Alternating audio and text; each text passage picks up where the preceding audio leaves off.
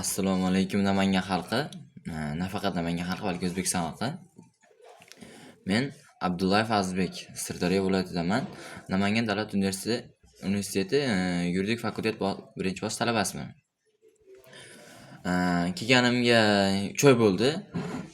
Deyarli 3 oy bo'ldi va bu yerda shunday bir voqea, hodisalarga guvoh bo'ldim.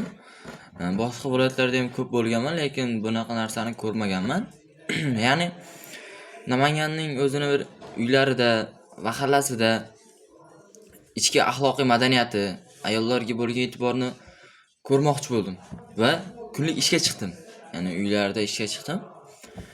Va shunday voqea hodisaga amin bo'ldim. Ayollarga qanchalik ular rashq kuchliligini, qanchalik e'tibor berishga amin bo'ldim. Ya'ni ishlashga boryapmiz, uyga kirayotganimizda ayollar hali biz kirmasimizdan birinchi o'zlari kiradida po'sh dedi. Ya'ni po'shma dedi. Ya'ni begona kishiga o'zini ayolini ko'rsatmaydi. Tushunyapsizlarmi? Agar uyga begona kishi kelsa, ayollari, juda halollari ichkariga kirib ketadi. O'sha narsaga men juda ham Namanganga respekt dedim. Bular uchun har birining uyida shunday ekan. Misol uchun bizning viloyatda unday emas. Keyin vodiyda yana darvozasining oldiga parda tusib qo'yadi. Ya'ni ichkarida ayol ko'rinmasligi uchun.